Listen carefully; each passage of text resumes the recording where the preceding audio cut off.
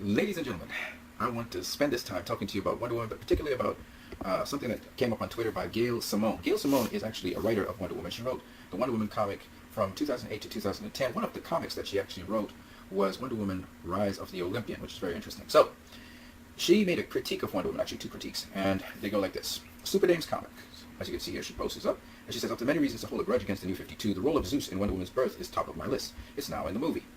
And Gail Simone replies to that, it's really a terrible shame.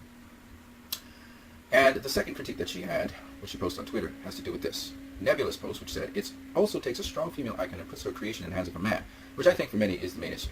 It undoes a lot of vital threads, this is what Gail is saying. It changes Hippolyta, it makes Wonder Woman's origin about fatherhood, not motherhood, on and on. Now, before you go to town on Gail Simone, let's just break it down, let's see what she's really saying. She wrote Wonder Woman Rise of the Olympian, in which Zeus was very chauvinistic in what he was doing, and his treatment of the Amazons was quite deplorable, if you would ask me, in that comic. In fact, he raised up a group of Amazon men. There were Amazon women, and his thing was to bring peace to Hippolyta and the Amazons by basically giving them the grave, and then raising up his breed of Amazons, which would be men. So I can understand her disdain for Zeus. Just so you know, Zeus is the actual father of Diana in the movie.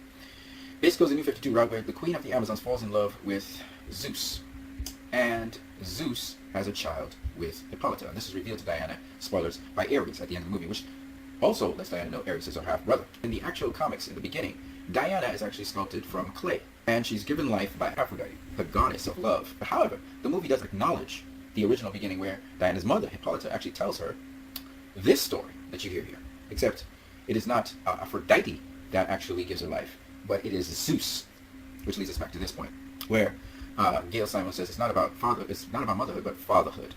Now, Zeus has a bigger role, and it seems to do a much more patriarchal role with the Amazons, and we'll get into that right now. So, the Amazons originally were formed as a result of Aphrodite creating them. Now, in the world, there were two gods, rival gods. There was Ares, the god of war, and Aphrodite, the goddess of love and beauty. And Ares was saying that men will rule the world with the sword, and she was saying women shall conquer men with love.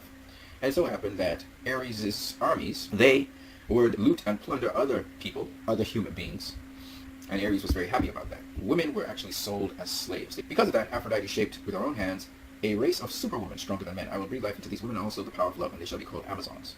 And she gave them a golden girdle. And these Amazons were unconquerable. No one could defeat them. And Ares was angry about that. And Aphrodite just said, speak to the hand. So Ares, who was also known as Mars, he got Hercules, the strongest, most mighty guy, and his armies to go confront the Amazons. But the Amazons were able to defeat them because Hippolyta had the golden girdle. And so what eventually happened was that Hercules used treachery to trick Hippolyta into sleeping with him. When she slept with him, he got favor in her eyes, and he asked her to just see the girdle, and he stole it from her.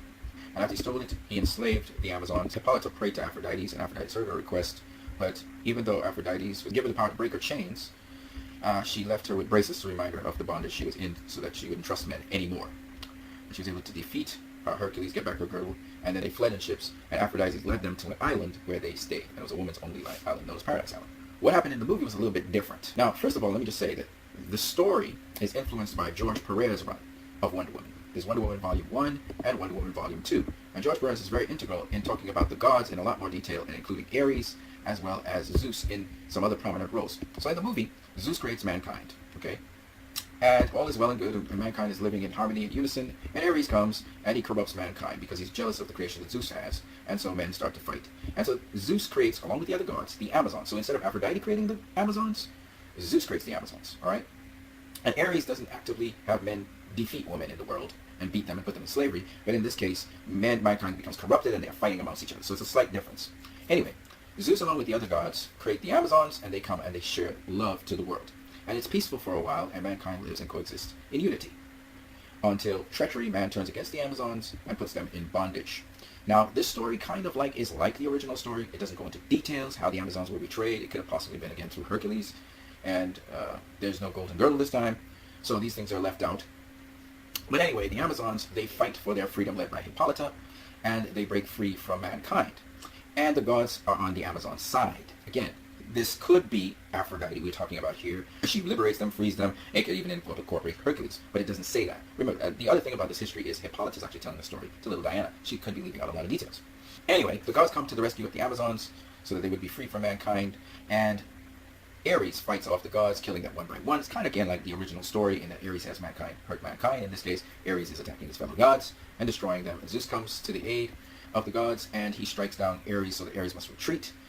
And he knows Ares might be back, but he has his dying breath. He gives the Amazons a tool to fight against Ares if he were to return, and he also creates this island. So Zeus basically takes over the role of Aphrodite, right? He takes over the role of Aphrodite completely, and Zeus is the one responsible for that. We later on learn that Zeus also incorporates the role of sleeping with Hippolyta.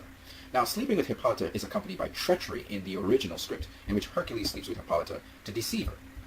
And this is why the statements that Gail Simone makes, and others supporting her, say Wonder Woman's origin seems to be about fatherhood, not motherhood.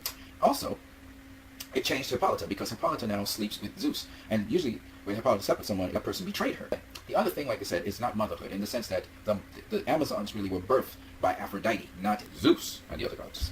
So this is a little bit different. And again, it seems patriarchal, for the most part, about the Amazons' origins, and even Diana's origins. So this is where she's coming from. It's not necessarily that Wonder Woman is flawed because of this. I mean, for crying out loud, Wonder Woman was actually created by a man, William Marston Moulton. The New 52 role of Wonder Woman Diana would serve the purpose for this universe, that she's the daughter of Zeus and that she's actually a goddess. The reason that makes sense, and that she's different to the other Amazons in this particular live-action depiction, in my opinion, I'm only defending the movie here, is because you have to understand, Diana is the greatest Amazon warrior, and she has to fight otherworldly, other gods, so that the Diana from the original, if she just came from Aphrodite and creation of Aphrodite, then she'd be like any other Amazon. And not only that, but this is the other important thing. In the original Wonder Woman comic, she did fight otherworldly things, and the gods did help her. But in this case, the old gods are dead. There are no more old gods. So that's what's very interesting about this. So this story is slightly different to the stories that we've heard before. And so Diana had to have these godly powers and godly capabilities, which she has, within her. And I thought it's kind of applicable to this story. Having said all of that, Gail Simone has said that she loved Wonder Woman movie. Holy crap, she cried every single time. For the record, she loved the Wonder Woman movie, and Brian Azzarello and Cliff Chiang. And Brian Azzarello and Cliff Chiang were responsible for the New 52. And she also says, all respect to the creators involved, it was a constant pull to make Wonder Woman's book and story have more guys in it. Constant. So she also acknowledges that by having the story sort of more balanced out, because Diana, remember, Diana left the Amazons' Themyscira because she wanted to be an impact on the world. And Diana is about equality. She is the true feminist. She's about equality. She's not about woman domination. She's not about man domination. She's about equality. The other thing is Wonder Woman's box office. $402,175,560 is now its coup past Transformers Revenge of the Fallen or Frozen, like we already projected, chasing down Jurassic Park. So it will get to the 24th spot sometime around Wednesday, and sometime around Sunday or Monday of next week, it'll take out Spider-Man. And its worldwide earnings now, it is so close to $800 million, it's not funny. It's right now at $797 million. Leave your comments in the comment section below. On that note, you guys have a great